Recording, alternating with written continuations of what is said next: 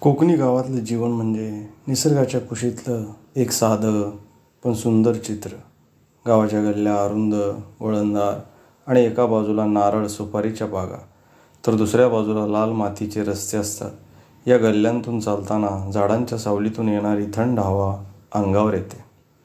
गावातील रस्त्यांमध्ये चढ उतार सतत असतात. एका टेकडीवरून दुसऱ्या टेकडीवर जाण्याचा प्रवास म्हणजे एक छोटं साहसच असतं. रात्रीचं वातावरण विशेष रमणीय असतं.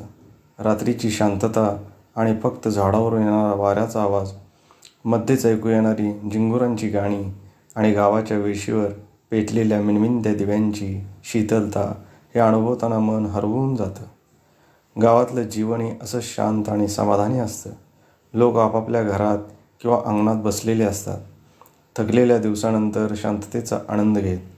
कोकणी जीवनातील ही साधी रात्र, त्यातली शांतता आणि निसर्गाची साथ, यातून कोकणचं खरं सौंदर्य अनुभवता येतं. कोकण आणि निसर्ग, जिथे भूमी आणि आकाश मिळून सौंदर्याचे नवे रूप निर्माण होते, ते म्हणजे कोकण. कोकण हा महाराष्ट्राच्या पश्चिम किनारपट्टीवर वसलेला प्रदेश आहे, ज्याचे नैसर्गिक सौंदर्य आणि पर्यावरणीय विविधता जगभरात प्रसिद्ध आहे. पश्चिम घाटाच्या पर्वतरांगांपासून ते अरबी समुद्राच्या किनाऱ्यांपर्यंत पसरलेल्या कोकणाला निसर्गाचे आशीर्वाद मिळाले आहेत. येथे डोंगर, नद्या, समुद्रकिनारे, धबधबे, घनदाट जंगल आणि पावसाळ्याचे आल्हाददायक वातावरण यामुळे निसर्गाचा कळस गाठला आहे. पर्वतरांगांचे सौंदर्य. कोकणातील पश्चिम घाट हा जैवविविधतेने समृद्ध आहे. या ठिकाणी सह्याद्री पर्वतरांगा पसरलेल्या आहेत, ज्या हिवाळा आणि पावसाळ्यात हरित शाली नेसल्यासारख्या दिसतात. या पर्वतरांगांमध्ये अनेक दुर्मिळ वनस्पती आणि प्राणी सापडतात. पावसाळ्यात धबधबे कोसळतात आणि दऱ्यातून वाहणारे पाणी हा निसर्गाचा अनमोल खजिना आहे. पावसाळ्याचे आल्हाददायक दृश्य.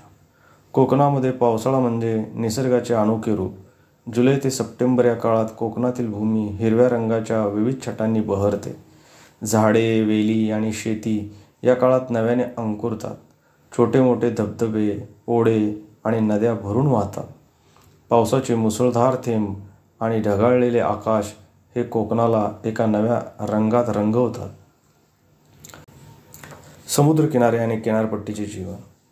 कोकण किनारपट्टीने समृद्ध आहे. गणपतीपुळे, हरिहरेश्वर, आरेवारे, गणेशगुळे यासारख्या सुंदर समुद्रकिनाऱ्यांमुळे कोकणातील पर्यटन वाढले आहे. स्फटिकासारखे स्वच्छ पाणी, सोनेरी वाळू आणि नारळी पोपळीच्या बागा या समुद्रकिनाऱ्यांचे वैशिष्ट्य आहे. कोकणातील मच्छीमार समाजाचे जीवनही समुद्राशी निगडीत आहे. त्यांच्या परंपरा, होड्या आणि मासेमारीचे तंत्र आजही पिढ्यानपिढ्या चालत आलेले आहे. घनदाट जंगलं आणि वन्यजीवन. कोकणातील घनदाट जंगलामध्ये बिबट्या, रानमांजर, ससे, रानडुक्कर आणि अनेक प्रकारचे पक्षी आणि सरपटणारे प्राणी सापडतात. वनराईमधील विविध प्रकारच्या फुलपाखरांपासून ते दुर्मिळ पक्ष्यांपर्यंत निसर्गप्रेमींसाठी येथे अनेक गोष्टी आहेत. जंगलामधून जाणारे पाऊलवाटांचे मार्ग ट्रेकिंगसाठी खूप प्रसिद्ध आहेत. फळबागा आणि शेती. कोकणातील सुपीक माती आणि हवामानामुळे येथे फळबागांची समृद्धी आहे. आंबा, काजू, नारळ, सुपारी आणि फणस हे येथील प्रमुख फळ आहेत. विशेषतः आंबा म्हणजे कोकणाची शान आहे. हापूस आंब्याचे नाव घेतले की कोकणाची ओळख लगेच होते.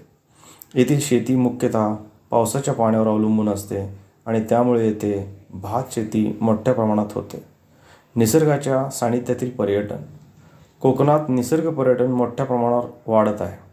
सह्याद्रीच्या घाटमाथ्यावरून निसर्गाचे दृश्य पाहणे, नद्या आणि धबधब्यांच्या सानिध्यात फिरणे किंवा समुद्रकिनाऱ्यावर निवांत वेळ घालवणे यामुळे पर्यटकांना कोकणाची शांतता अनुभवता येते. तसेच येथील पारंपरिक गावे आणि आदिवासी संस्कृती हे सुद्धा एक आकर्षण आहे. सांस्कृतिक महत्त्व.